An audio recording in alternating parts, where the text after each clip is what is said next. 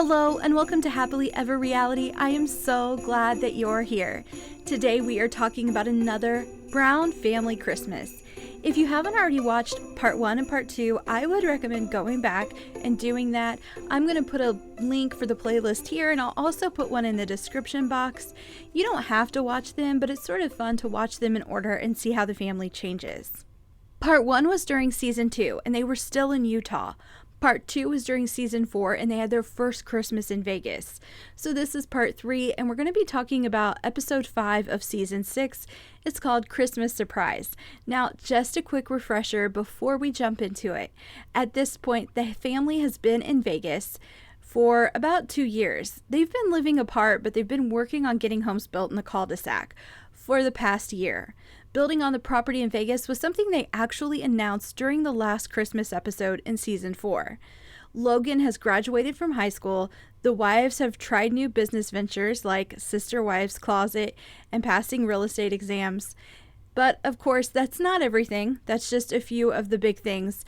So it sort of helps you know where we're at for this Christmas. We see the show start with the family packing. The homes are ready to move into, and everyone is really excited to be moving closer together. Not only are the adults excited, but the kids are really excited as well. The only person who's not moving is Mary. We don't have any answers at this point on when I'm going to get my house, or if we're going to get the financing, or if we have to go a different route for financing. I think this situation just stinks for Mary, and if I was her, I would be a little upset and stressed and frustrated too. She's basically watching her sister wives move into homes that are new and nice and closer together, and she's just sitting back and waiting. So I can't blame her for feeling a little bit frustrated. Cody explains that he really wants them all in their homes at Christmas. So they decide to put off their Christmas celebration until January 2nd. So this will give them a little extra time, and hopefully Mary will be in her house when they finally celebrate Christmas too. Now, before I go any further, I do want to address something. I know that Mariah will transition in the future and choose different pronouns, but at this time during the show, none of that has happened yet. So I'm just going to stick with what she's being called at that time and using the she, her pronouns, because that's just where the show is now, and that's how they refer to her at this point. So I'm going to stick with those things. So Mariah is actually a big part of this show. We see that she is really upset, and she has a lot of anger towards Mary, or at least that's sort of how it seems. At one point, she sits in the car in the middle of the cul-de-sac and just starts crying. As an adult, it might seem dramatic to sit in the middle of a cul-de-sac in your car crying, but for a teenager, I don't know. This is sort of what I expect. She's really emotional and she feels really left out. She sees all her siblings in homes, but she is still at her old house with her mom, and it's just the two of them. So to me, this is just sort of what I expect from a teenager. Christine brings up how the house situation might feel similar to watching Christine and Janelle have children while Mary can't. So I'm going to put a clip in of that now. Mariah, for her whole life, has watched Janelle and I be able to have a baby. And she's watched Mary not be able to have a baby. And this whole thing just reminds me of that. I'm not really sure that it goes that deep. I mean, it could, but I also know that sometimes emotions are just a lot stronger with teenagers, so sometimes they behave in a way that seems dramatic, and it's just being a teenager. So I don't know. You guys let me know in the comments. Do you think this has more to it, or do you think Mariah's just disappointed in the house? Now, from here, we go to seeing all the family together at the cul-de-sac, and the kids are outside playing together, and it just looks like everyone is so happy. They talk about how much they love their new homes, but Cody does bring up the fact that it's like a gated community, and there's a big wall around the cul-de-sac, so it looks like a polygamous compound. They talk about how compounds are associated with groups like the FLDS, and they don't want to be associated with them, and they don't want people to think they're like those polygamists. So they do acknowledge that it sort of seems that way, but I still think this was the best living situation for them. But next we see Mary talk about her mother coming to visit for Christmas. Her mom was coming for the holidays, but she was also coming to help Mary pack during her move. But here's the thing, we know Mary's not moving yet. So this means her mom's not even going to get to see the home. Mary decides to call the builder to come and let them in the house. So Mary, Cody, the builder, Mary's mom, and Mariah all go tour the house. It is Mariah's first time seeing the inside. Go ahead. This is the first time Mariah is seeing the house complete. It smells yummy. She's glad to be in here and be looking at it. Mariah walks around and it is clear she really likes the house. There is a part where she says she wishes she didn't have to leave. You can sort of tell she's doing that thing you do when you go into a new home and you look in a room and you have to pause and think about how you want to decorate it, because there are certain parts where she's standing in the room but everyone else is walking on, and I think she's sort of in her head thinking about what it's going to look like when she lives there. So Mary and Cody do a confessional where they say they're worried this is going to make her feel more frustrated. But I think it was really good that she got to go see it. She's seeing everyone else in her family actually do things. They're taking action and moving into the houses, but she's not getting to do anything. She's just hearing her parents say they're working on financing. I think getting to do an action, getting to actually walk into the home and take steps and go through it probably made her feel like it was really going to happen. So I thought it was good for her. We move from talking about Mary's home over to talking about Christmas, and all of the wives get together to talk about who will be hosting it, and they easily and quickly make a decision that it's going to be at Janelle's house. But then Cody brings up his mom's caramels. Cody says that his mom has been making caramels for 40 years and they are like the most delicious caramels ever. So she is not going to be able to make them this year. She's going to send the recipe to the wives for them to make instead. But of course, it cannot be that simple with Cody. He cannot just give the recipe to the wife who wants to make it. He decides he wants to turn it into a competition. If you can beat my mom, then you truly deserve to be my wife. So this makes me feel like never making caramels, ever. So here's the thing. If you watch that, there is a part of me that's like, look back at Cody. He was funny. He was smiling. He was kind. He seemed like a nice guy. I mean, he had his moments in the beginning where he didn't, but he was a different person back then. There he is talking so happily. He's happy there. And he's telling them he wants them to try to make his mom's caramels. He's going to give them the recipe, and whoever gets it the closest is going to be the winner of whatever. I don't think there's a prize. So that is the plan for the caramel competition. He wants to do it on Christmas Day. It's clear Robin is not a fan of making caramels on Christmas. Her point is just like, we're going to be in the middle of Christmas and opening gifts and having this big day, and you want us to stop and make caramels. And I actually 100% agree with her. Sometimes it's fun to do stuff like that, but you know what? Not when there's like a lot of pressure from someone. So I kind of get Robin's point. I wouldn't want to do it on Christmas either.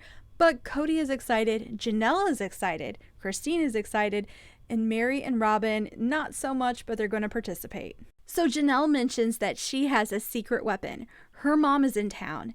Now, in case you don't know this already, I'm going to fill you in. Janelle's mom is married to Cody's dad. No, they're not brother and sister. Janelle's mom and Cody's mom, they're different moms.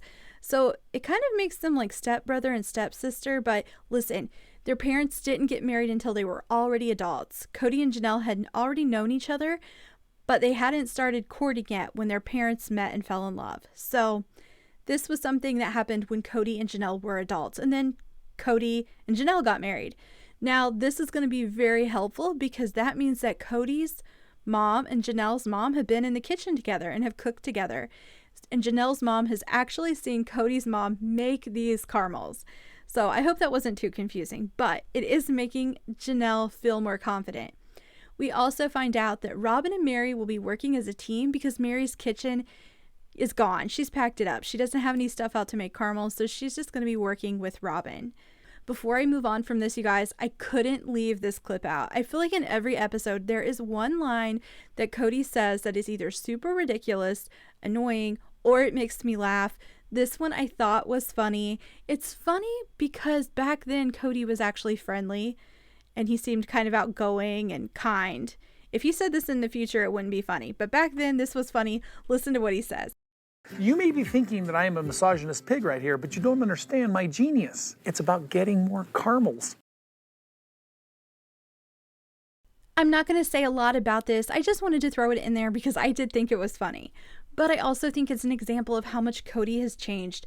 Back then, it seemed like he had a sense of humor. He was outgoing. He was friendly. Now it's like he is a completely different person. From here, we see the oldest girls all at Christine's home getting together to make breakfast. This is a Scandinavian tradition that Christine wants to continue with the Brown family. It is meant to be a lot of fun and one of those things that you look back on fondly and you have good memories, but this time things don't go quite as planned. Mariah accidentally burns some of the food. It is definitely an accident. It's really not that serious. The girls are sort of giving each other a hard time, but it's in a friendly, fun way, like friendly banter. But Mariah gets really upset and she leaves. And I think this is just put in there as another example of Mariah sort of being, very emotional about things. Again, I just chalk it up to her being a teenager and everything going on in his family. But we end up seeing Mary and Cody talking together. And they're talking about Mariah's behavior, and Mary's very frustrated, and you can tell she doesn't really know how to handle it. So listen to this, though. I want you guys to listen to what Cody says during a confessional. I cringe sometimes at Mary and Mariah's relationship. Mary and Mariah are very much alike, and so that could drive them each nuts. So listen to that. He is cringing over Mary and Mariah's relationship. Can you guys believe that? Listen to him back then, and we all know what the future is like with him and his adult children and a few of his minor children. I mean, I am cringing over those relationships. But there he is, being judgmental of Mary and Mariah. So Cody actually tells Mary that he will handle it. He's going to talk to her, and he's going to get her to try to calm down and understand what's going on and sort of how to deal with her emotions. But before we get there, we get this from Mary. Listen to what she says. Here's the thing. I understand now, these last few years, having this teenager and having all her emotions, what you've been dealing with me. I hate that. I hate that so much that she compared herself to a teenager. I just can't take it when they do stuff like this, when they start apologizing to him for having normal emotions. She goes on to say that she sees how Mariah is and realizes now that she needs to try to improve herself and that she's probably been hard to deal with. I just can't take it. I don't like when they do this on the show. I think it happens anytime they express any emotion that isn't just pure joy. Like anytime they're not happy, they have to try to apologize for it, and I don't like it. Cody does end up talking to Mariah one-on-one, and he tries to tell her that sometimes you can't always be grumpy with other people just because you're feeling unhappy. Sometimes when he's talking to her, I do think he sort of gets it right, but there's, of course, sometimes I think he was getting it wrong. Like at one point, he tells her that she should try to have some alone time if she's feeling upset. I think that's good advice. If you are working through some things that, some emotions like sadness and anger or frustration, sometimes getting some time alone is good. So I thought that was really good advice. But then in another part, he tells her she has to be sweet to other people when she's upset. He even tells her that she should try to be chipper. That is when I think he starts to detour a little bit and go off in the wrong direction. But I still don't think it was too bad. I think he was parenting, and parenting is difficult and you're not always perfect. So, you know what? I think he did the best he could there. He was talking to her and he gave her some good advice. So, the only thing I can say is in the future, we're not going to see much parenting out of Cody. So it is weird to see him back then doing it. But we're moving on, and finally we arrive to January 2nd. Now, they're all excited because this is the day of the Christmas celebration, but Mary still doesn't have her house. She's not gotten the keys to her home. Everything is not finalized, but she says that she's going to keep her phone on her all day because it's actually a business day, so it might happen on this very day. It might happen during the day of their Christmas celebration. But Mary and Mariah end up heading over to Janelle's house, and when they get there, Savannah is sitting on a chair waiting, and she is the only one awake. And you guys, it's adorable. It's just like she's that kid that wakes up extra early, and no one else is getting up that early, so she's just waiting all alone. And Mary checks her watch and says it's 8 a.m, and she's like, you know what? It's time to wake everyone up. And it's like Savannah just got permission. Like, she's so excited to go wake the family up. It is Christmas morning. Everyone exchanges gifts and it's all good. And then Robin gives her gift to Cody. Robin changed her name. It's Robin Alice Brown now.